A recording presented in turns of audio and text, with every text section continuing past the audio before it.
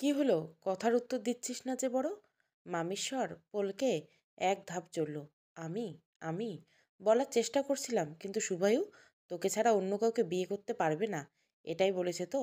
আর তুই লজ্জা লজ্জা মুখে সেই প্রস্তাব সায় দিয়েছিস। শহরে থাকবি, মোটা মাইনের সরকারি চাকরিওয়ালা বর তোর গোলামি করবে ভবিষ্যতে, সুখ স্বপ্নে বিভোর। এখন তুই গরিব মামার কথা ভেবে কি বা লাভ? তুমি বিশ্বাস করো মামি, আমি চেষ্টা করেছিলাম, মিনতির সুরে বলল অনন্যা। কিন্তু শুভায়ু কিছুতেই বিশ্বাস, সেও তোকে কোনোদিন কখনো তোকে বিশ্বাস করব না। শুভায়ুর সঙ্গে ভবিষ্যতে স্বপ্ন দেখা শুরু করছিল অনুটা, আর তুই পরিকল্পনা মাফিক পুরোটাই নষ্ট করে দিলি। এই জন্য প্রবাদে বলে, আপনের চেয়ে পর ভালো। প্রয়োজনে পরকে আশ্রয় দাও, কিন্তু নিজের আত্মীয়কে ঘরে ঠাঁই দিও না। তোর জন্য এতদিন ধরে তোর মামা কম করেছে? অনুর স্বপ্নটাকে ভেঙে গুড়িয়ে দিয়ে তুই কিনা এভাবে তার প্রতিদান দিলি? টুকরো প্রতিবাদ করলেও এতদিন অবধি তীব্র প্রতিবাদ করার সাহস জোটাতে পারেনি অনন্যা। কিন্তু জীবনের গতিপথে শুভয়ের আগমন তাকে আশ্বাস দিয়েছে, করেছে সাহসী। গম্ভীর স্বরে বলে উঠল, প্রতিদান কি আমি দিই নাই মামি? এসে থেকে দিয়েই চলছি, এখনো দিচ্ছি। আমার বাড়ি ভাড়ার টাকায় মামার সংসার চলে, বাবার ফিক্সড ডিপোজিটে সুদ জমা হয় মামার ব্যাংকে পাস বইতে। আর্থিকভাবে তোমাদের উপর নির্ভরশীল নই, তবু ব্যাংকের জমানো টাকায় হাত দিতে পারি না। টিউশন করে পড়ার খরচ চালাতে হয় আমায়, আর প্রতিটা মুহূর্তে তোমার কাছ থেকে অপয়া বদনাম শুনতে হয়। বলতে পারো আমার জীবনে অপয়া আসলে কে? ভয় পেয়ে থমকে যায় শ্যামলী। আজকাল চোখ ফুটেছে অনন্যার, মুখ খুলতে শিখেছে সে। মাঝে মধ্যে মনে হয় এই মেয়েকে সে চেনে না। তবে কি শুভয়ু সবটাই বলে দিয়েছে অনন্যাকে? ওই ব্যাংকেই তো পরমেশের খাতা। তবে কি এবার হিসেব মেলানোর অঙ্ক শুরু হলো? সব হিসাব বুঝিয়ে দিতে হবে। কোথায় যাবে শ্যামলীরা? তার অনুটার বা কী হবে? হঠাৎ মাথাটা ঘুরে যায়, চোখের সামনে অন্ধকার নেমে আসে। অনন্যা দৌড়ে গিয়ে মামিকে ধরে ফেলে। এমন সময় বাইরে থেকে পরমেশ ডেকে ওঠে, বড় অনু, মা, আসার সময় ভালো চিংড়ি পেয়েছি রে। সন্ধ্যায় চায়ের সঙ্গে গরম গরম বড়া ভাজবি? জীবনের বাঁকে কখন যে পথের দিশা পরিবর্তন হয়ে যায় আগেভাবে তার টের পাওয়া মুশকিল। তবু স্রোতের টানে আমরা উজান নৌকায় বাই। ভাটা চলছে এখন, হাল বেয়ে নাও, এগোই। স্থবিরত মানে মৃত্যু, চলমান তাই জীবন। ডাক্তারের চেম্বার থেকে ঘুরে আসার পর শ্যামলী কথা বলা অনেকটাই কমিয়ে দিছে। গলা চেনা, ঝাঁঝো উধাও। আগে অনন্যা এ বাড়িতে থাকতে আতঙ্ক হতো, অথচ দুদণ্ড শ্বাস ফেলে সে বাঁচে। সেদিনের ঘটনার কথা মনে পড়লে আজও কেঁপে ওঠে সে। কীভাবে যেন সাহস ভর করে মামিকে নিয়ে গ্রামের প্রাথমিক স্বাস্থ্যকেন্দ্রেও গেল। ভাগ্যের স্বাস্থ্যকেন্দ্রের সঙ্গে সঙ্গে চিকিৎসা শুরু হলো। দেখে শুনে পরমস্ত হাতে চিংড়ি ফেলে মাথায় হাত দিয়ে দাওয়ায় বসে পড়েছিলেন। কিছু বললেই এমন আকুল নয়নে চাইছিলেন, অনন্যার মনে হচ্ছিল এই অবস্থায় একাকী কি করবে সে। ভাগ্যিস হরু কাকার ভ্যানটা বাড়িতেই ছিল। চোখে মুখে জল দিলেও কেমন যেন শূন্য দৃষ্টিতে তাকাচ্ছিল মামি। তখনই যে বুঝতে পেরেছিল বিপদ ঘটে গেছে। পরীক্ষা নিরীক্ষা সেরে খুঁটিয়ে রিপোর্টগুলো দেখে ডাক্তারবাবু বললেন, হালকা একটা অ্যাটাক এসেছে, ভয়ের কিছু নেই। বেশ কয়েকটা ওষুধ দিয়ে দিচ্ছি, গ্রামের স্বাস্থ্যকেন্দ্রে পাবেন। বাকিগুলো আনিয়ে নিতে হবে। আপনাদের আর্থিক অবস্থা তো জানি, এর চেয়ে বেশি চিকিৎসা গ্রামীণ হাসপাতালে সম্ভব না। সম্ভব হলে একবার রোগিণীকে কলকাতার বড় ডাক্তার দেখিয়ে নেবেন। আপাতত 3 মাস অন্তর গ্রামের স্বাস্থ্যকেন্দ্রে পরীক্ষা করবেন। একটা কথা, এখন থেকে রোগিণীকে খুব সাবধানে রাখবেন। কোনো কারণে উত্তেজিত হলে মুশকিল। সেদিনের পর থেকে শ্যামলী একদম চুপ হয়ে গেছে। কোনো কিছুতে আর সে কোনো মতামত দেয় না। দিন 5 পর গভীর রাতে অনন্যা যখন বাইরের জগতে নিমগ্ন, তখন পরমেশ এসে দরজায় দাঁড়ালো। ঈষৎ গলা খাঁকড়ে বলল, ভেতরে আসবো মা? হাসলো অনন্যা। আজকাল নিজের বাড়িতে ঘরে ভেতরে ঢোকার অনুমতি প্রয়োজন হচ্ছে মামা? ছেলেমেয়েরা বড় হলে গুরুজনদের অনুমতি নিতে হয়। তাদেরও তো একটা প্রাইভেসি আছে। হুটহাট ঢুকে পড়ে তাদের অসুবিধার কারণ হওয়া ঠিক নয়। তোর মামি সেটা না বুঝলে আমি বুঝি। বলো কি বলবে? কথাটা বলে মনে হচ্ছে, নইলে এত রাতে তুমি আসতে না। মন থেকে শুভয়কে তুই ভালোবাসিস তো মা? বিয়ে করতে কোনো রকম আপত্তি নেই তো? আমি কথা বলে দেখেছি ছেলেটা সত্যি তোকে ভালোবাসে। তোর জন্য ছুটিও এক্সটেন্ড করেছে। সে চায় নববধূ বেশে সাজিয়ে তোকে কলকাতায় নিয়ে যেতে, তার নিজের বাড়িতে। এত তাড়াতাড়ি বিয়ে? আমার যে সামনে পরীক্ষা মামা। পরীক্ষা না দিয়ে বিয়ের কথা যেন একটু লজ্জা পেয়ে চুপ করে যায় অনন্যা। চোখের সামনে শুভয় প্রেমিক মুখখানা ভাসতে থাকে। অমন বললে কি হয় মা? ছেলেটা ভালো, তোর উচ্চশিক্ষায় কোনো আপত্তি নেই। নিজের থেকে তোকে পড়াতে চায়, কলকাতা কলেজে ভর্তি করে দেবে বলে কথা দিয়েছে। স্বামীর বাড়িতে থেকে পড়বি, ভবিষ্যতে ভালো চাকরি করবি, এর চেয়ে বেশি আর কি চাই তোর? দিদি জামাইবাবু তো এটাই স্বপ্ন ছিল। অকালে চলে না গেলে অযাচিত যখন স্বপ্ন পূরণের পথে পৌঁছে গেছিস, তখন আর পিছু ফিরে দেখা কেন? হয়তো শুভও সেই অদেখা ঈশ্বরের দূত। কি বলবে কি করবে ভেবে পায় না অনন্যা। এক্ষুনি বিয়ে, নতুন জীবন, নতুন সংসার, পারবে কি সে মানিয়ে নিতে? সামান্য থেমে চিন্তিত মুখে বলে ওঠে, কিন্তু মামি, মামি কি এই বিয়েতে রাজি হবে? তোর মামি অনেক পাল্টে গেছে রে। ওইসব উদ্বেগ নিয়ে বিয়ের ব্যবস্থা করছে। আমায় বলেছে, যেদিন মেয়েটা না থাকলে আমি প্রাণে বাঁচতাম না। এখন আমার একটাই লক্ষ্য, মেয়েটাকে সুখী দেখা। বারবার একটাই কথা বলে, মা বাবা মেয়েটাকে কষ্ট দিয়ে যে ভুল আমি করেছি, বাকি যে কটা দিন বাঁচবো সেই ভুলের প্রায়শ্চিত্ত করার চেষ্টা করব। মন্দিরে ছোট্ট করে বিয়ের আয়োজন হলো। সুভাই আগেই বলে দিয়েছিল তার বাড়ি থেকে বয়স্ক কাকা কাকিমা আসা সম্ভব না, আর তাদের তেমন একটা আত্মীয় স্বজন নেই। তাই যারা আছেন তারা ওই ধ্যারে গোবিন্দপুরে আসবেন না মা বাপ মরা অনাথ ছেলের বিয়ে দেখতে।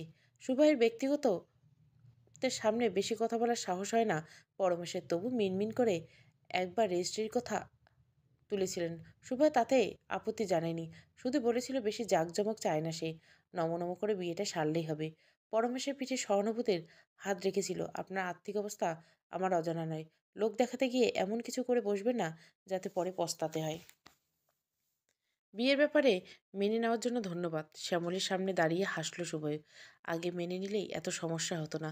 শহরে গিয়ে আপনার ডাক্তার দেখানো বন্দোবস্ত আমি করে দিব, তবে দয়া করে বাড়িতে থাকতে চাইবেন না। কাকা কাকিমার প্রাচীনপন্থী, তারা এখনো বিশ্বাস করেন মেয়ের বাড়িতে আত্মীয়দের থাকতে নেই। কাজেই সস্তার হোটেল ঠিক করে দিব, ভাড়াটাও না হয় দিয়ে দিব। অনুত্তাকে দেখে রাখবেন, আমি তো রইলাম। বিয়ের একদিন আগে আড়ম্বরে রেজিস্ট্রি হয়ে গেল। মায়ের বিয়ের বেনারসিটা যত্ন করে ট্রাঙ্কে তুলে রেখেছিল অনন্যা। বছর বছর রোদ খাওয়াতো, সেটাই পড়ল সেদিন। সঙ্গে সামান্য কিছু সোনার গয়না। শ্যামলী রাগারাগি করলো, জোর করে ওগুলো বের করে দিয়েছিল পরমেশ। দিদির আশীর্বাদ তোর ভবিষ্যৎ চলার পথে পাথেয় হোক, মাথায় হাত রেখে আশীর্বাদ করছেন। মায়ের শাড়িটা পরার পর থেকে অদ্ভুত এক আবেগ ভাসছিল অনন্যার। বারবার মনে হচ্ছিল মা তার পাশে পাশেই আছেন, শুধু সে চোখে দেখতে পাচ্ছে না। মুগ্ধ শুভায়ু তার দিকে তাকিয়ে হাতে একটা বড়সড় প্যাকেট তুলে দিল। এতে বিয়ের সাজ পোশাক আছে তোমার জন্য। বিয়ের একদিন আগে নির্বিঘ্নে রেজিস্ট্রি হয়ে গেল, কোনো মন্ত্রপাঠ হলো না, হলো না সম্প্রদান। তবু সই শেষে অনন্যার মনে হলো যেন তার গোত্রতন্ত্র হয়ে গেছে। যতই নমনম করে বিয়ের আয়োজন হোক, পরের দিন সকাল থেকে ব্যস্ততা তুঙ্গে থাকবে। তবু গভীর রাত অবধি ঘুম এলো না চোখে। অনন্যা কি আর একটা ভুল পদক্ষেপ নিয়ে আসলো অনিশ্চিত ভবিষ্যতের পথে পা বাড়িয়ে? সে জেগে আছে দেখে গলা জড়িয়ে অনুত্তমা বলল, এত কি ভাবছিস রে দিদিভাই? রাত পড়লে তোর বিয়ে, মুখে হাসি নেই কেন? মায়ের বাক্যে জ্বালা আর সইতে হবে না। শুধু এর জন্য 440 ভোল্টের হাসি ঠোঁটের ডগায় লেগে থাকার কথা। মামি আমায় ভালোবাসে রে, হয়তো নিজে ঠিক বুঝতে পারে না তাই বকাবকি করে। কালকের পর যে আমি অনেক দূরে চলে যাব, চাইলেও আর দেখতে পাবো না। তোর মন খারাপ হবে না? ভুলে যাবি না তো আমায়? উদাসী গলায় বলে উঠল অনন্যা। দেখতে পাবো না বললেই হলো? কই স্যার, তুই লন্ডন আমেরিকায় চলে যাচ্ছিস, যাচ্ছিস তো কলকাতায়। ইচ্ছে হলে দৌড়ে তো তোর কলকাতা বাড়ি চলে যাব, কয়েকদিন কাটিয়ে আসবো তোর সঙ্গে, একসঙ্গে খাবো, ঘুমাবো, টিভি দেখতো। সুভয় আপত্তি করলো, শুনবো না। একমাত্র শালি বলে কথা, আবদার তো মানতে হবে। অনন্যার মুখে মেঘ কেটে প্রফুল্ল হাসি উঁকি মারছে। অনুতম পারেও বটে। এক মুহূর্তে কত কি কল্পনা করে নিল। কেন যে জীবনটাকে এত সহজভাবে নিতে পারে না কে জানে। অনন্যাকে চুপ থাকতে দেখে আবারও উচ্ছল স্বরে বলে উঠল, জানিস দিদি, শুভায় তো বিয়ে করার জন্য যে শাড়িটা কিনেছে খুব দামি, জমি ভীষণ নরম আর ভরাট কাজ করা। অমন সুন্দর শাড়ি আমি জীবনেও দেখিনি। আর গহনাগুলো ভারী সুন্দর। মানতে হবে সুবাইদার পছন্দ আছে। কেনাকাটা নিয়ে তোকে কোনো চাপেই নিতে হবে না। অনেক পাকামি হয়েছে, তাড়াতাড়ি ঘুমিয়ে পড়, ভোর কিন্তু হতে চলল। গায়ে হলুদের আগে পরমেশের ছোট্ট বাড়িটায় গ্রাম সম্বন্ধে কুটুম্বে ভরে গেল। খুকুমাসি অনন্যার গালে টোনা দিয়ে শ্যামলের দিকে তাকিয়ে বললেন, শেষ পর্যন্ত কি আর শাক দিয়ে মাছ ঢাকতে পারলে পরমের বউ? আমি তো আগেই ভেবেছিলাম এমনটাই হবে। তবে মনোনীত পাত্রীটি যে অনুত্তমা না হয়ে অনন্যা হবে কে জানতো। স্বভাব তোমায় দজ্জাল বটে। চিৎকারে কাকচিলও বসতে পারে না, কিন্তু নিজের ধিঙ্গি মেয়ে বাড়িতে থাকা সত্ত্বেও বাম্মা মরা ননদের মেয়ের সঙ্গে সরকারি চাকরিওয়ালা ছেলের বিয়ের ব্যবস্থা করবে, এমন উদার মানসিকতা মানুষ তুমি ভাবতেই পারিনি। নির্বিঘ্নে মিটে গেল বিয়ে। পরমেশ নিজে দাঁড়িয়ে থেকে সুবাহের হাতে অনন্যার হাত সম্পাদন করলো। এবার দম্পতি ফেরার পালা। সুবাহের হাত ধরে অনন্যা পাড়ি দেবে কলকাতায়। শেষ শহরে দিয়ে আজও সুখের সন্ধান খোঁজে গ্রামের মানুষজন। এতদিন যে বাড়ি থেকে মুক্তি পাওয়ার জন্য ভেতরে ভেতরে উতলা হয়েছিল অনন্যা, প্রতিটি অপমানের শেষে নিজের পায়ে দাঁড়ানো হয়েছে দৃঢ় প্রতিজ্ঞিত। আর সেই বাড়ি যেন হাতছানি দিচ্ছে তাকে, পিছু ফিরে ডাকছে বারবার। ঈশান কোণে এক ছোট্ট আম গাছ, সেই চেনা টেবিল, চেয়ার, অনুত্তমার পরমেশ, এমনকি শ্যামলীর দেওয়া অপয়া নামটাও। এইসব যে তার শৈশব কৈশোরের সঙ্গে জড়িত। এক মুহূর্তে সব কিছুকে ভুলে যাওয়া যায়? স্মৃতি মুছে ফেলা কি অতই সহজ? চোখের জল গড়িয়ে পড়ছে গাল বেয়ে। পরস্পরকে জড়িয়ে ধরে দুই বোন কাঁদলো অনেকক্ষণ। তুই যাস না রে দিদিভাই, তুই গেলে আমি কি নিয়ে থাকবো? কাকে মনের সব কথা বলবো? আমি তো 8 দিন বাদেই এসে পড়বো। তখন না হয় দুজনে মিলে অনেক অনেক গল্প করবো। এখন তো যেতেই হবে রে। কেন এই নিয়ম? কার তৈরি এই নিয়ম? প্রতিবার কেন ঘরের মেয়েকে ঘর ছেড়ে চলে যেতে হয়? সামনে দাঁড়ানো গ্রামের মুরব্বী রতনদা গম্ভীর মুখে বলে উঠল, শুভ সময় পেরিয়ে যাচ্ছে কিন্তু। এবার বরকনে দুগ্গা দুগ্গা করে বেরিয়ে পড়ো দেখি। ছেড়ে দে মা, যেতে দে ওকে, নতুন জীবনে সুখী হোক। খুব ভালো থেকো দুজনে, বলে উঠল শ্যামলী। এমন সময় বেখাপ্পাভাবে সুভাই বলে উঠল, তোমার সমস্ত ডকুমেন্ট সঙ্গে নিয়েছো তো? নিজের আর বহুকাল পূর্বে গত হওয়া বাবা মার ডকুমেন্টস? কথা শুনে পরমেশ অবাক হয়ে বলল, দিদি জামাইবাবুর কাগজপত্র টানাটানি করে কি হবে? এখন থেকে তুমিই তো অনন্যার লোকাল গার্জিয়ান। হাজবেন্ডের পরিচয় তো সে সর্বত্রই পরিচিত হবে। কৈফিয়ত দেওয়ার ঢঙ্গে বলল শুভায়ু। বলা তো যায় না কখন কোনটা দরকার পড়ে। শহরে পৌঁছে কলেজে ভর্তি হতে হবে অনন্যা। ভর্তি করার সময় কি লাগবে তো জানা নেই, তাই সব কিছু হাতের কাছে গুছিয়ে রাখাই ভালো। বুঝতেই তো পারছেন বারবার এত দূর টানাপোড়েন করা। আমি সব কিছু যত্ন করে গুছিয়ে দিয়েছি সুবৈদা, ওসব নিয়ে তুমি কোনো রকম চিন্তা করো না। শহরে পৌঁছে গিয়ে দিদিকে কলেজে ভর্তি করে দিও। জানো তো দিদির পড়ার কত শখ, পরীক্ষাটা যেন দিতে পারে। গাড়িতে উঠে সুবাই বলল, বাড়ি গিয়ে আজকে দিনটা রেস্ট নাও। কাল তোমায় একটা জায়গায় যেতে হবে, আমার জন্য খুব গুরুত্বপূর্ণ। কলেজ ভর্তি করতে নিয়ে যাবে আমাকে? পড়াশুনো করতে না সত্যি আমার ভীষণ ভালো লেগে। তুমি তো জানো কত কষ্ট, কত বঞ্চনার শিকার হয়েছি ছোট থেকে, তবুও পড়ালেখা ছাড়িনি। তুমি আমার জীবনে দেবদূত। শহরে পড়ার স্বপ্ন তোমার হাত ধরে সত্যি হতে চলছে। না, কলেজ নয়, গম্ভীর মুখে বলল সুবয়। এখন এত কলেজ নিয়ে মাতামাতি করার দরকার নেই। আগে খানিক থিতু হও, শহরের কালচার দেখো, অ্যাডজাস্ট করতে শেখো। তারপর কলেজে ভর্তি হওয়ার ব্যাপারটা দেখা যাবে। কাল আমার সঙ্গে অন্য একটা জায়গায় যেতে হবে তোমাকে, বিশেষ দরকার আছে। সেজন্য তো সবাইকে ছেড়ে তোমাকেই বিয়েটা করলাম। মানে? আমি তো কিছুই বুঝতে পারছি না, বিস্মিত কণ্ঠে বলে উঠল অনন্যা। তুমি তো বলেছিলে আমায় ভালোবাসো, তাই বিয়ে করতে স্বীকৃতি দিতে চাও। তাহলে এখন আবার এসব দরকারের কথা উঠছে কেন? আমাকে বিয়ে করে তোমার কোন উদ্দেশ্য সাধন হবে? হবে হবে, আগে তো বাড়ি চলো। এখানেই সব জেনে ফেললে বাড়ি গিয়ে করবেটা কি? সুবইয়ের ঠোঁটে রহস্যময় হাসি ফুটে উঠল। কাল যাওয়ার আগে অনন্যা সব সত্য বলবে সে। কেন শহরের শিক্ষিতা সুন্দরী আধুনিক পাত্রী ছেড়ে এই গেঁয়ো মেয়েকে বিয়ে করতে হয়েছে তাকে। ট্যাক্সিতে যাওয়ার সময় আর কোনো কথা বলেনি শুভই। অনন্যাও জিজ্ঞাসা করেনি। বলতে ইচ্ছে হয়েছে অনেক কথা, কিন্তু শুনবে কে? সারাক্ষণ জানলার দিকে বাইরের দিকে তাকিয়ে রয়েছে। যে মানুষটা তাকে যে একদিনে ভালোবেসেছিল ভাবলেই অবাক লাগে তার। কেন বুঝতে ভুল করলো সে? কেন বুঝলো না চাইলে আকাশের চাঁদ মাটিতে নেমে এসে ধরা দেয় না? আসলে সুবাহের মতো ছেলে যে তাকে ভালোবাসতে পারে কমিশ গেল ভাবিনি। তাই হয়তো মনের দিক থেকে দুর্বল হয়ে পড়েছিল। নইলে এমন ভুল, কি ভয়ঙ্কর ভুল করে ফেললো সে। ট্রেন চেপে ফেরার সময় শুভয়ের বলা কথাগুলো তাকে অন্যরকম ভাবতে বাধ্য করছে। কিছু তো একটা বিশেষ কারণ রয়েছে যে কারণে শুভয় তাকে বিয়ে করছে। এটা এখন নিশ্চিতভাবে বলা যায়। সে তাকে বিয়ে করার জন্য প্রেমের অভিনয় করলেও শুভয় তাকে কোনো দিনের জন্য ভালোবাসেনি। সোনা স্তক ভাগের উপর ভারী অভিমান হচ্ছিল অনন্যার। চুপচাপ বসেছিল সে, বুকের ভেতরে অভিমানে অস্তিত্ব টের পাচ্ছিল অনেকদিন বাদে। ছোট থেকে ভাগ্যের হাতে মার খেতে খেতে অভিমান করা ভুলেই গিয়েছিল সে। খানিক বাবদে মাথা শান্ত হলে গভীরভাবে ভেবে দেখল, এখন আর পালিয়ে যাওয়ার পথ খোলা নেই। নিজের বোকামির কারণে হোক আর যেভাবেই হোক, বিয়েটা তার হয়ে গেছে। ছোট থেকে সে সমস্ত প্রতিকূলতার বিরুদ্ধে লড়ে গেছে। আজ তার সামনে এক নতুন লড়াই হাতছানি। নেবে না হয় লড়ে, বেশি আর কি। এমনটা তো নয় আজই প্রথম তাকে মারছে। সেই ছোটবেলা থেকে ভাগ্যের দরুন মারের বলি সে। নতুন করে আর কী বা হবে তার সঙ্গে? একটা ফ্ল্যাট বাড়ির সামনে ট্যাক্সি থামালো শুভয়ু। লিফটে উঠে বলল, আমার ফ্ল্যাট দোতলায়। অনন্যা কিচ্ছুটা বলল না, কেবল চুপচাপ সবটা পর্যবেক্ষণ করলো। চাবি খুলে ঘরে প্রবেশ করার সময় ঠোঁটের কোণে ব্যঙ্গাত্মক হাসি ফুটিয়ে অনন্যা বলল, এখন দেখছি বেশ ভালোই বাতাসে প্রসাদ নির্মাণ করে চালিয়েছিলে। শহরে বিরাট বাড়ি, কাকু কাকিমা, আদর যত্ন ভালোবাসা, শেষ পর্যন্ত গল্প এসে দাঁড়ালো সাদামাটা দু কামরার ফ্ল্যাট। এবার সত্যি করে বলো দেখি, তুমি আমার সঙ্গে কি করতে চাও? কেন বিয়ে করলে আমাকে? এই বিয়ে করার পেছনে তোমার কোনো পরিকল্পনা কাজ করছে?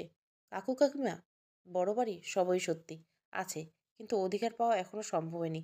কিছু শর্ত আছে, আর সেই শর্তের সুযোগ নিয়ে ওরা সেই বাড়ি হাত পা ছড়িয়ে বসবাস করছে। চাইলে প্রাপ্তবয়স্ক হওয়ার পর আমার সম্পত্তি থেকে ওরা দাবি তুলে নিতে পারত, কিন্তু তা ওরা করেনি।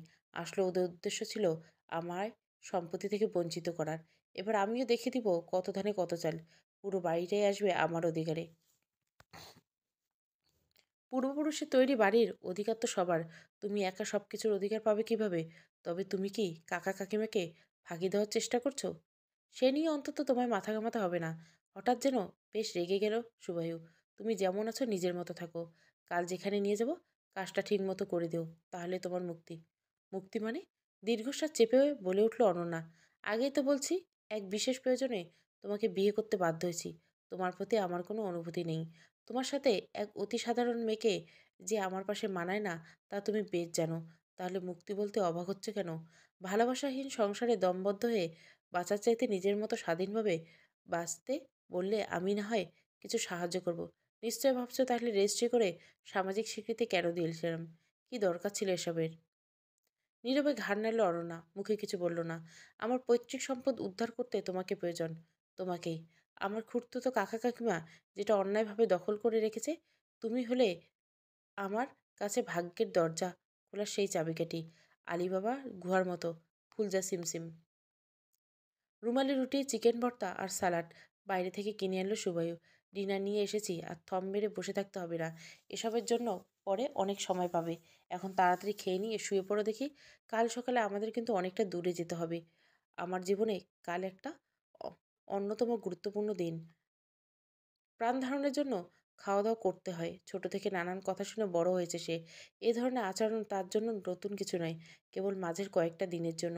সেই দিনগুলো স্বপ্ন হিসেবে ধরে নেওয়াই ভালো। বাস্তবে এটাই যে এই কথাগুলো শুভায়ু মুখ থেকে শুনতে পায়নি। মামি ঠিক হইলো বলতো অপয়া। অপয়া না হলে কি বিয়েটাও কিনা প্রয়োজনে হয়? শুভয় বিয়ে করেছে তাকে নিজের প্রয়োজনে ব্যবহার করার জন্য। প্রেমের অভিনয় ভুলে গিয়ে এ কি ভয়ঙ্কর ভুল করে ফেলল সে। এই ভুলের মাসুল কি তাকে সারা জীবন জন্য দিয়ে যেতে হবে? টেবিলে রাখা বড় স্ক্রিনে মোবাইলটা হঠাৎ বেজে উঠল। স্ক্রিনে ফুটে ওঠা নাম্বারটা দেখে বিরক্ত হলো শুভায়ু। অনন্যার দিকে তাকিয়ে একরাশ বিরক্তি উগড়ে দিয়ে বলল, ওখান থেকে ফেরার পর আর ফোন করার সময় পাইনি তো? তা বলে তোমার মামাকে এক্ষুনি ফোন করতে হবে? স্বামী স্ত্রীর প্রাইভেসিতে ঢুকে কি ওরা মেনটেন করতে পারে না? মন দিয়ে শোনো, মিষ্টি গলায় কথা বলবে তুমি। কোনো মতে বুঝতে দিবে না তুমি দুঃখে আছো। পরক্ষণে কাতরাক করে বলল, আর বুঝতে পারলেই বা কি? উনি যে তোমাকে এখান থেকে রেস্কিউ করতে আসবেন না, তা এই কদিনে আমার ভালোই বোঝা হয়ে গেছে। বহু কষ্টে মুখে হাসি ফুটিয়ে অনন্যা ফোন কানে দেয়। হ্যাঁ গো মামা, আমরা পৌঁছে গেছি। আসলে গোছগাছ করছিলাম তো ফোন করতে একেবারে ভুলে গেছি। হ্যাঁ গো, তুমি ভালো আছো? কাকা কাকিমা একটু ওই ঠিক মতো না বলে বিয়ে করার জন্য ওদের যাওয়ার ইচ্ছে ছিল, কিন্তু তোমার জামাই এই একটু বাইরে গেছে ও খাবার আনতে। আজ ঘরোয়া সেলিব্রেশন হবে বাড়ির সবাই মিলে। হ্যাঁ গো, ওই আর কি। তোমরা সবাই ভালো আছো তো? রাখছি। ফোন রাখতে অনন্যার চোখ ভর্তি জল চলে এলো। কোনো রকম আড়াল করে রুটিতে ভর্তা মাখিয়ে গ্রাস মুখে তুলে দেয়। এমন সুস্বাদু খাবার খেয়েছো কোনো দিন? খেয়ে নাও, পাচ্ছ যতদিন। ঘরে আসা অতিথিকে অভুক্ত রাখা পছন্দ করি না আমি। গম্ভীর মুখে বলে ওঠে শুভায়ু। কানাই যার জীবনে অঙ্গ নতুন করে, তাকে কোনোভাবেই বা আঘাত করবে শুভায়ু? পাল্টা কোনো উত্তর না করে চুপচাপ খেয়ে নিল অনন্যা। কথা শুনে নিয়তি বদলায় না। বেসিনে হাত ধুতে ধুতে ভাবতে লাগলো, কোথায় তাকে নিয়ে যেতে চায় শুভায়ু? কি দরকার তার সঙ্গে? নিশ্চয় ভাবছো, কেন তোমায় বিয়ে করলাম? তোমায় কেন বললাম ভাগ্যের দরজার চাবি? কখন যেন পেছনে এসে দাঁড়িয়েছে শুভায়ু। কারণ নিহিত আছে বাবার লেখা উইলে। সেই উইলের জেরে আজ আমি ঘর হতে বিতাড়িত। মানে? অনন্যা যেন বিস্ময়ের শেষ সীমানায় পৌঁছে গেছে। তোমার বাবা সুকান সুধাকান্ত আর আমার বাবা শুভেন্দুর মধ্যে গভীর বন্ধুত্ব ছিল। এই বন্ধুত্বের সূত্রপাত হয় হাসপাতালে। আমার মা সে সময় হাসপাতালে ভর্তি, অপারেশন চলছিল। হঠাৎ এক বোতল ইমার্জেন্সি রক্তের দরকার পড়ে, কিন্তু রক্ত কোথায়? দিশেহারা বাবা নানান জায়গায় ছোটাছুটি করতে থাকে, কিন্তু মায়ের ছিল রেয়ার ব্লাড গ্রুপ, ও নেগেটিভ। হাজার চেষ্টা করেও রক্ত পাওয়া যাচ্ছিল না। সবাই ধরে নিয়েছিল হয়তো মা এ যাত্রায় আর না। কিন্তু মাকে বাবা বড় ভালোবাসতেন। তখন বাবা উদ্ভ্রান্ত মুখে করিডোরে ছোটাছুটি করেন, যদি কোনো ডোনার পেয়ে যান, কেউ যদি রাজি হন এক বোতল রক্ত দিতে। তোমার বাবা অনেকক্ষণ ধরে দেখার পর এগিয়ে আসেন, জিজ্ঞাসা করেন কি হয়েছে। ভরসাহারা বাবা সব খুলে বলেন। বলেন কেন তিনি এমন উদ্ভ্রান্ত অবস্থায়। তোমার বাবা জানান তারও একই গ্রুপ, চাইলে তিনি রক্ত দিতে পারেন। মা সেদিন প্রাণে বেঁচে যান। অর্থনৈতিক বিস্তর ফারাক থাকা সত্ত্বেও দুজনের মধ্যে গভীর বন্ধুত্ব হয়। সেই খেসারত আজ আমি গুনছি। মানে? সেই খেসারত গুনছেন মানে? কি বিপদে ফেলেছেন উনি আপনাকে? অবাক দৃষ্টিতে সুভয়ের দিকে তাকালো অনন্যা। এর আগে কোনোদিন আপনাকে আমাদের গ্রামে দেখিনি। কিভাবে মেনে নিব আপনি সত্যি বলছেন? আমাকে আপনি ভুলভাল কাজে ব্যবহার করছেন না তো? তার চেয়ে বড় কথা, আমার বাবার রক্ত দেওয়ার সঙ্গে আপনার ভাগ্যের সম্পর্ক কি? দিদিভাই কি বললো গো বাবা? বিকেল থেকে ওর ফোনটা সুইচ অফ বলছে কেন? অনুত্তমা তরবরিয়ে বলে উঠল। দিদিভাই ওখানে ভালো আছে তো? বড় শহর মানিয়ে নিতে কোনো অসুবিধা হচ্ছে না তো? অসুবিধা কেন হবে রে মা? শুভয়ে থাকতে অনন্যার কখনো অসুবিধা হতে পারে না। মনে হয় নতুন জায়গা, নতুন পরিবেশ। ফোন চার্জ টার্জ দেওয়ার সময় পায়নি। আজ থেকে ওর নতুন জীবন শুরু। কত নিয়মকানুন, কত আচার অনুষ্ঠান। জানো শ্যামলী, শুভয়ে সেদিন বলল ওর কাকা কাকিমা নাকি আসতে পারবে না, এতদূর গ্রামে বয়স হয়েছে বলে। এদিকে আজ অনন্যার মুখে শুনলাম ওদের নাকি এখানে আসার ভীষণ ইচ্ছে ছিল। বৌমা গ্রাম ঘুরে দেখার ইচ্ছে জেগেছিল মনে। সেই জন্য ওরা বাড়িতে পৌঁছতে স্বল্প বিস্তার রাগও করেছেন। ছেলেটা এমন করলো কেন বলো দেখি? তোমার আর কোনো কালে বুদ্ধিশুদ্ধি হবে না। আমাদের অর্থনৈতিক অবস্থা আর ওদের কি অবস্থা, আকাশ পাতাল পার্থক্য। ওরা এখানে এলে হয়তো বিয়েটা হতো না। ঝংকার দিয়ে উঠল শ্যামলী। অনন্যার বিয়ে মেটার পর আবার নতুন উদ্যমে উঠে বসেছে সে। আমাদের জামাই বিচক্ষণ মানুষ। সে যা করেছে ভেবে চিন্তে করেছে। এত গভীর নিয়ে ভাবার শক্তি আমার নেই গো। তুমি আমার থেকে অনেক বেশি বোঝো। হয়তো তুমিই ঠিক বলেছ। নিজের চোখেই তো দেখলাম সুবাহের মতো ভালো ছেলে লাখে একটা হয়। কিন্তু বাবা, তুমি ঠিক বলছো তো? ওখানে দিদি ঠিক আছে তো? ওরা দিদির সঙ্গে কোনো খারাপ ব্যবহার করেনি তো? অনুত্তমার গলায় উদ্বেগের সুর। আরে দেখলি তো, এক্ষুনি কথা বললাম। তুই তো সামনেই ছিলি। তোর দিদি ফাইন আছে, একদম হাসি খুশি। একটু ব্যস্ত বটে। ওই বাড়িতে নতুন বউয়ের আসা উপলক্ষে একটা ঘরোয়া সেলিব্রেশনের আয়োজন করছে। সেই জন্য সবাই বাইরে থেকে খাবার দাবার আনতে গিয়েছে। সবাই মিলে আনন্দ করে খাবে। অনন্যার জন্য আমার আর কোনো চিন্তা রইল না। হেসে উঠলেন পরমেশ। এবার আমার অনুত্তম মামাকে পাত্রস্থ করতে পারলে আমরা বুড়ো বুড়ি নিশ্চিত। কি বলো শ্যামল? তার বলতে শ্যামলের সায় দিয়ে মনে মনে হাসে। সব কিছু কি এতই সোজা? পরমেশ বড় সহজ মনের মানুষ। সহজে সব কিছু বিশ্বাস করে নেয়। কিন্তু সে জানে সুবাহু কেন বিয়ে করছে অনন্যাকে। তাই তো সে বিয়েতে এত সহজে মত দিয়েছে। এখনো কোথায় কি? অনন্যা এবার টের পাবে জীবন কত জটিল। খেলা তো সবে শুরু। নির্ঘুম রাত্রি কেটেছে অনন্যার। কাল সেই যে চুপ করেছে, তারপর থেকে আর একটা কথাও বলেনি শুভয়ু। তার করা প্রশ্নের উত্তর গম্ভীর মুখে বলেছিল, কাল যার কাছে নিয়ে যাব দেখবে সে তোমার সব প্রশ্নের উত্তর দিয়ে দেবে। সব জানে সে। সেই সঙ্গে আমিও পাবো হারানো সম্পত্তির অধিকার। কাল থেকে প্রাসাদে থাকবো আমি, নিজের প্রাসাদে। এই দু কামরার ফ্ল্যাটে কষ্ট করে মাথা গুঁজে থাকার দিন শেষ। অনন্যা দেখছে তার বাবা মায়ের ডেথ সার্টিফিকেট, তার সমস্ত পরিচয়পত্র কি ভীষণ যত্ন করে গুছিয়ে নিয়েছে শুভায়ু। তার স্বল্প বুদ্ধিতে যা বুঝতে পারলো, তাতে শুভায়ু উইল তখনই গ্রান্টেড হবে যখন সে অনন্যার বাবা মা ও অনন্যার যাবতীয় কাগজপত্র দেখাতে পাবে। নইলে প্রবেট নিতে পারবে না সে। কিন্তু তাদের নিছক মধ্যবিত্ত গ্রামীণ পরিবারে এই উচ্চবিত্ত পরিবারের উইলের শর্তের সঙ্গে কিভাবে জড়িয়ে পড়ল? অনেক ভেবে কোনো স্থির সিদ্ধান্তে আসতে পারল না অনন্যা। নানা ভাবনা চিন্তায় কেটে গেছে। ভোরের দিকে চোখ একটু লেগে আসছিল।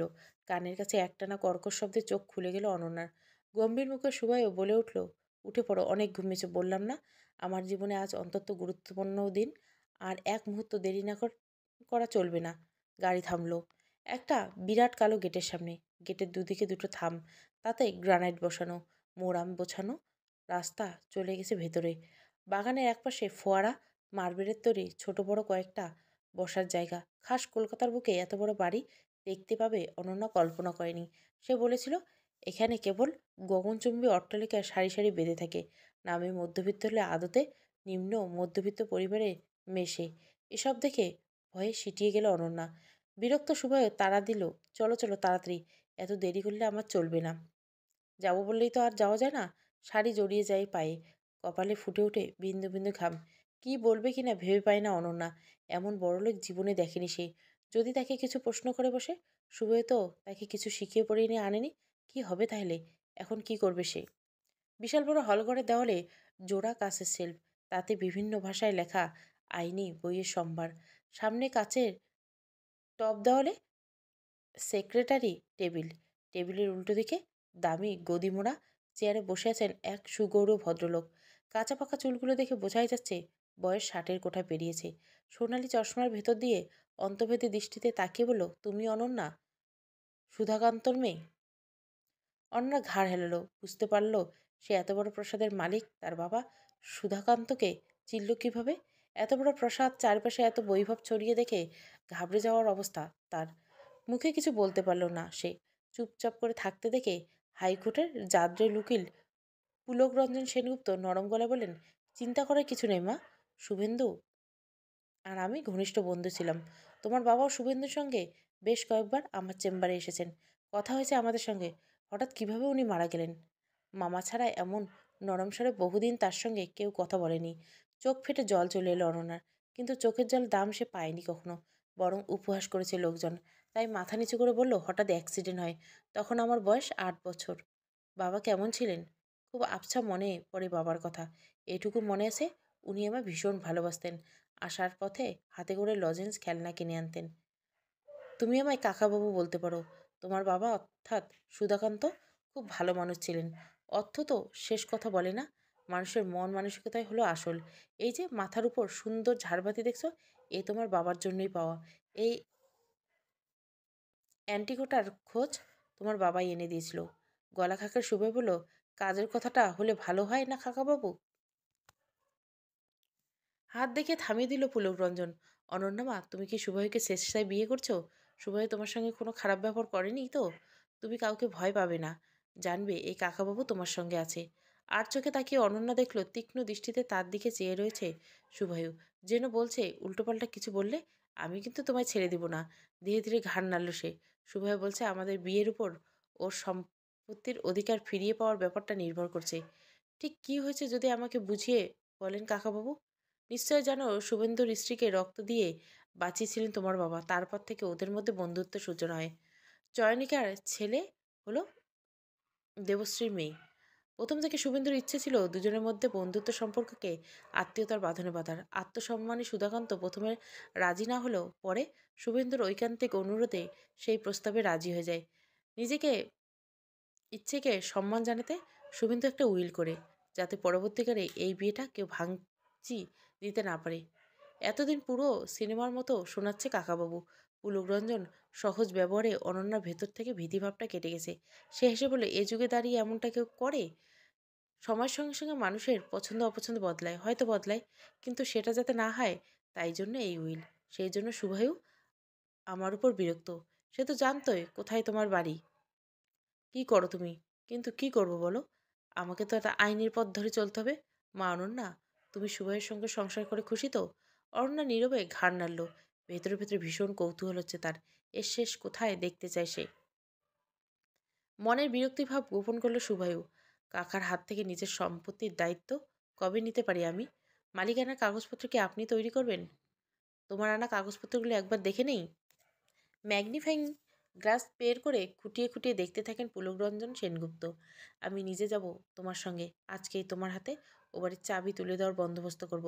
বাকি সব দায়িত্ব আমার। কিন্তু বাবা, মালিকানা তো এখনই পাবে না। তার জন্য তোমাকে দুজনকে পুরো একটা বছর স্বামী স্ত্রী হিসাবে ওই বাড়িতে বসবাস করতে হবে। তোমার বাবা উইলে এমনও সত্য দিয়েছেন। উত্তেজনায় টেবিলের উপর ঘুষি মারল শুভয়। এর চেয়ে বলুন না, বাবা নিজের সম্পত্তি থেকে আমাকে বঞ্চিত করে গেছেন। শান্ত হ। তোমায় আগে বলছি শুভায়ু, আমি নিরুপায়। চাইলে তোমার বাবার উইলের শর্তের কপি দিতে পারি আমি। প্রয়োজন মনে করলে অন্য কোনো উকিলকে দেখাতে পারো। সে তোমায় বলে দিবে আমি যা বলছি তা এক বর্ণ মিথ্যে নয়। ধপ করে গদিয়াটা চেয়ারে বসে পড়ল শুভয়ু। বাবা যা চেয়েছিল তার সবটাই আমি করেছি। যে মেয়েকে আমি চিনতাম না, ছোট থেকে কখনো দেখিনি, বহু কষ্টে তাকে খুঁজে বের করছি, ভালোবেসেছি, বিয়েও করেছি। আর কি করতাম? কি বা করার ছিল আমার? আসলে কাজটা তো করেই ফেলেছো তুমি, হাসলো পুলক রঞ্জন। আর তো মাত্র একটা বছর, তারপর সব সম্পত্তি তোমার।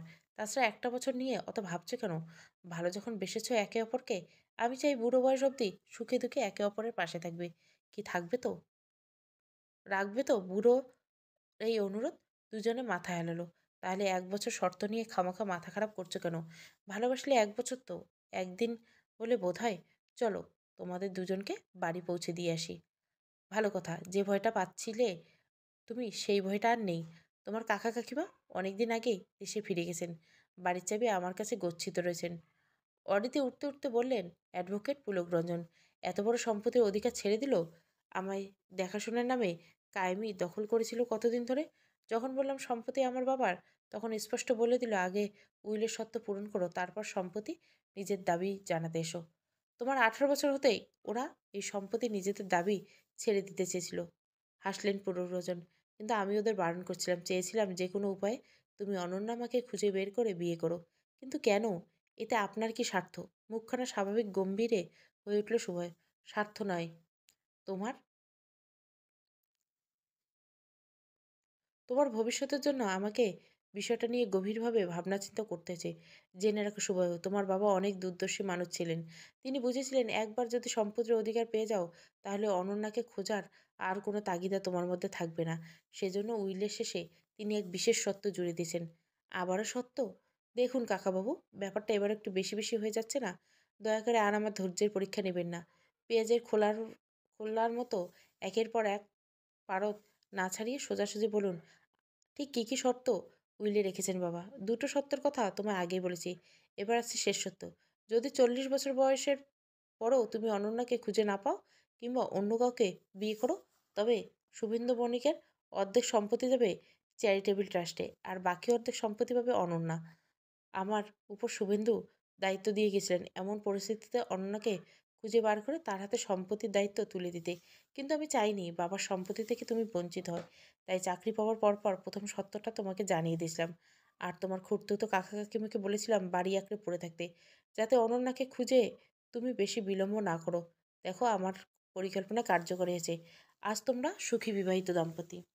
এত দামি গাড়ি কখনো চড়েনি অনন্যা। এরকম নরম আরামদায়ক গদি করে গাড়ি জানা ছিল না তার। এত গতিতে ছুটছে গাড়ি, তাও কোনো ঝাঁকুনি নেই। কাছ দিয়ে আশেপাশের দৃশ্য দেখছে আর মুগ্ধ হয়ে যাচ্ছে।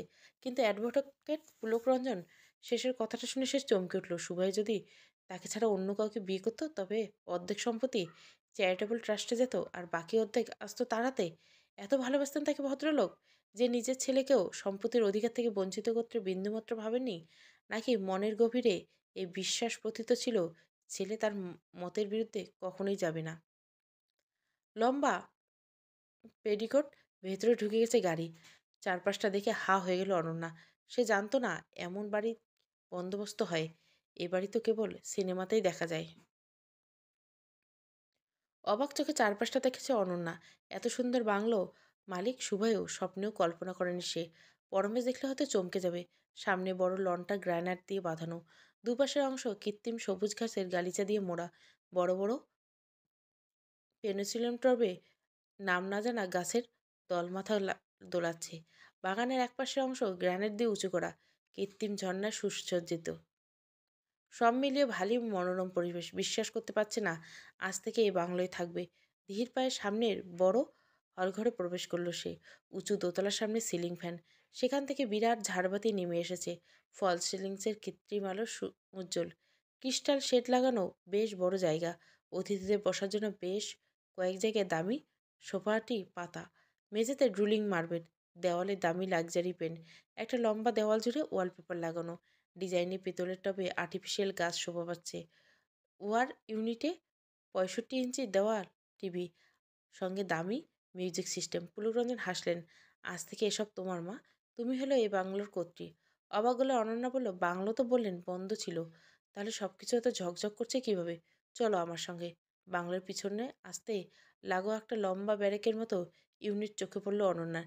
এই যে দেখছো, এটাই এখানকার কোয়ার্টার, সার্ভেন্ট কোয়ার্টার। শুভায়ুর বাবা সময় থেকে আসছে। বাংলো মেজে থেকে আসবার সব ওরাই ঝেড়ে মুছে পরিষ্কার করে রাখে। তুমি শুধু ইনস্ট্রাকশন দিবে মা, বাকি সব দায়িত্ব ওদের। এই নাও বাড়ির চাবি। সেই কবে শুভেন্দু আমায় দায়িত্ব দিয়ে গেছেন, সেই বোঝার ভার স্বরূপ এতদিন আমার কাঁধে চেপে বসেছিল। আজ তোমাদের সব বুঝিয়ে দিয়ে আমি ভারমুক্ত হলাম মা। মনে মনে বিরক্ত হচ্ছিল শুভায়ু। অ্যাডভোকেট পুলক রঞ্জন সেনগুপ্ত কোনো তালজ্ঞান নেই। অত বড় উকিল তুই, সবসময় আধিক্যতা করে অমন ম্যা ম্যা করার কি আছে? বাংলোর চাবি কেউ ওই মেয়ের হাতে দেয়? কি বোঝে ও? জীবনে অমন দামি দামি আসবাবপত্র দেখেছে? এত কিছু দেখে এমনিতে মাথা ঘুরে ওঠার কথা। পুলক রঞ্জনের কথা শুনে নিজেকে যদি এসবের মালকিন ভাবতে শুরু করে, তাহলে তো হয়েছে। কিন্তু পুলক রঞ্জন এই মুহূর্তে কিছু বলা সম্ভব নয়। বললেই সমস্যা বাড়বে। এতদিন তো গেছে, আর মাত্র একটা বছর।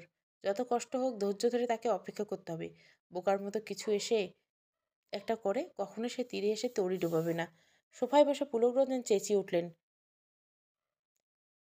রঞ্জন, এই রঞ্জন, কোথায় গেলি সব?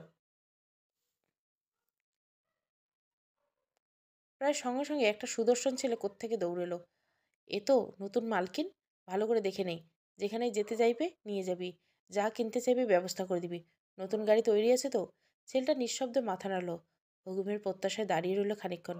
তুই যা এখন, পুলক রঞ্জন বলতেই ছেলেটা মাথা নাড়িয়ে গুটি গুটি পায়ে চলে গেল। তাহলে এবার উঠি মা। আগে সব কিছু দেখে শুনে নাও তোমরা। তারপর একদিন তোমার হাতে রান্না খেতে আসবো। এই বুড়ো ছেলেটাকে রেঁধে খাওয়াবে তো মা? অনন্যা হাসলো। এই বিরাট শহরে একজন অকৃত্রিম সুহৃদয় পাওয়া কি চারটিখানি কথা? আপনি যে আমার হাতে খেতে চেয়েছেন কাকাবাবু, এ আমার পরম সৌভাগ্য। কিন্তু আমি যে শহরের মানুষদের অত রকমের রান্না জানি না। যেটুকু পারি আন্তরিক চেষ্টা রাখবো। আপনি খাবেন তো? মাথা নিচু করে পুলক রঞ্জনকে প্রণাম করলো অনন্যা। তাতে হবে মা, তাতেই হবে। ভালোবেসে যা খাবে তাই এই বুড়ো খাবে। অর্থ, ধনসম্পদ, বাড়ি, গহনা সব কিছু দুদিনের, আন্তরিকতা চিরদিনের থেকে। শেকড় কখনো ভুলো না মা। মাথায় আশীর্বাদের হাত রাখলো পুলক রঞ্জন। রাজরানী হও। খুব ভালো থেকো দুজনে। শুভের দিকে তাকালেন। এবার তাহলে আমাকে রওনা দিতে হবে। অনেক কাজ পড়ে আছে। তুমি বৌমাকে সব দেখিয়ে শুনে নিও। ঘাড় নেড়ে শুভে বলল, আমার যে উইলের একটা কপি চাই কাকাবাবু। পেয়ে যাবে। কাল সকালে চেম্বারে চলে এসো। গাড়িতে ওঠার আগে চাপা স্বরে রঞ্জনকে বললেন, নতুন বৌমাকে দিকে লক্ষ্য রাখবি। মেয়েটা যেন কোনো বিপদে না পড়ে। মাঝরাতে শুভয়ের নম্বরে একটা ফোন এলো। ও প্রান্ত থেকে মহিলার কণ্ঠস্বর শেষে সুরে বলে উঠল, শুনলাম তুমি নাকি বিয়ে করছো। তাহলে শেষ পর্যন্ত বাবার পছন্দ করা গ্রামের রাজকন্যা খুঁজে পেলে?